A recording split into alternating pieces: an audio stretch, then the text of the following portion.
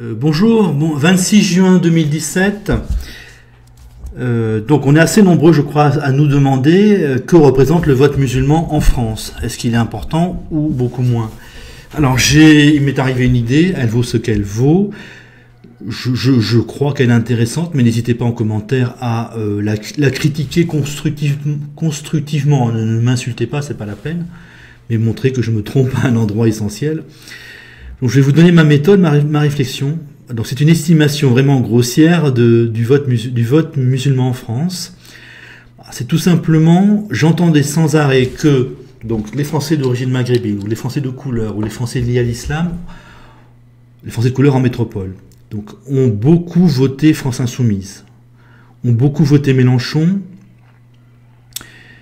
Et je me suis dit, donc finalement, si c'est ça, et ça semble être ça, eh bien, le vote musulman en métropole est lié au score de France Insoumise.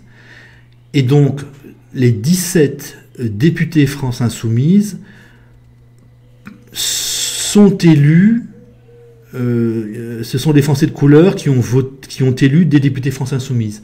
Et qu'il suffit de faire l'intersection entre les députés France Insoumise élus, ainsi que les députés Parti communiste élus, les 10, 17 France Insoumise et 10 Parti communiste, et de faire l'intersection entre ces élus-là et la présence de Français de couleur. On a des circonscriptions où France Insoumise a gagné le député, et où il n'y a quasiment pas de Français de couleur. Donc j'enlève ces députés-là. Partout où il y a beaucoup de Français de couleur, et où ça a voté, où le candidat communiste et où le candidat France Insoumise a gagné, ben voilà, je pointe, je note ça, j'enregistre ça, et je vais vous dire le nombre de députés que représentent les Français de couleur. Voilà la méthode, j'espère l'avoir bien expliqué. Donc ce que je peux vous dire, ce n'est pas le nombre d'électeurs musulmans, mais le nombre de députés qu'ils ont fait élire. Et je crois que c'est assez juste. Donc on a 17 députés France Insoumise et 10 députés Parti communiste. Donc j'ai commencé par... Déjà ça m'a dit, tiens, finalement c'est pas beaucoup. Donc j'ai commencé par les députés France Insoumise, et il y en a 12 qui ont été élus dans des zones où il y a beaucoup de Français de couleur. Comme ça n'était pas beaucoup, j'ai fait la même chose pour le Parti communiste, mais de façon beaucoup plus rapide. Et il y a au maximum 6 députés communistes qui ont été élus dans des zones où il y a beaucoup de gens de couleur. Donc les Français de couleur ou les Français liés à l'islam en métropole, donc les Français de couleur en métropole ou les Français liés à l'islam en métropole, ont fait élire 18 députés au maximum. 4% des députés. Il me semble que ça n'est pas beaucoup. En face, les partis de contrôle de la délinquance, de l'immigration, de l'islam, c'est-à-dire Front National, Front National Marine Le Pen, Dupont-Aignan et DLF, la droite et François Fillon. Bon, même si Fillon n'est pas crédible, je pense qu'il a proposé des choses sur la délinquance, sur l'immigration et sur l'islam, donc ça représente 46% des suffrages exprimés. Non pas 46% des députés, mais 46% des suffrages exprimés. Donc d'un côté, 4% des députés pour les Français donc liés à l'islam en métropole. Et je pense que le nombre de députés est à peu près ça. Donc ça peut être 20, ça peut être 16, mais c'est à peu près ça. Donc les Français de couleur en métropole représentent 4% des députés, on fait élire 4% des députés, 18 exactement. Et les Français qui en ont marre de l'immigration, de l'islam, de la délinquance, ou de l'islamisme, je ne sais pas, représentent 46% des suffrages exprimés. Donc je reste dans mon hypothèse fondamentale. Oui, l'islam, la délinquance, l'immigration vont monter en puissance sans arrêt, vont poser de plus en plus de problèmes, mais la réaction des Français est plus rapide que cette montée en puissance des problèmes. C'est-à-dire que s'il y a un doublement des problèmes, là ce ne sera pas 46% des Français qui vont voter pour des partis qui veulent résoudre ces problèmes-là, mais ce sera probablement 52% ou 54%. Alors, on peut faire 4% des députés en ayant 20% des électeurs. Ça, c'est possible aussi. Hein. Il faudra... J'ai entendu parler aussi de 50% de non-inscrits chez les Français donc, de couleur en métropole. Je crois que c'est quelque chose comme ça, ou chez les Français liés à l'islam. Et une abstention de 36%, là où celle de tous les Français était de 21%. Donc beaucoup de Français de couleur ne sont pas inscrits sur les listes électorales. Quand je dis Français de couleur, donc c'est les Français liés à l'islam en métropole. Donc beaucoup de Français de couleur ne sont pas liés, ne sont pas inscrits sur les listes électorales, et un certain nombre n'est pas allé voter. Ce qui veut dire que s'ils étaient tous inscrits sur les listes électorales et allaient tous voter, ou dans les mêmes proportions que les autres Français, eh bien, ça ferait peut-être 44 députés. C'est déjà un peu plus, c'est déjà beaucoup plus. Mais il n'y a pas de raison que tout d'un coup, tous les Français liés à l'islam s'inscrivent sur les listes électorales. C'est une évolution lente, de toute façon. Personne ne décide vraiment consciemment de s'inscrire sur les listes électorales.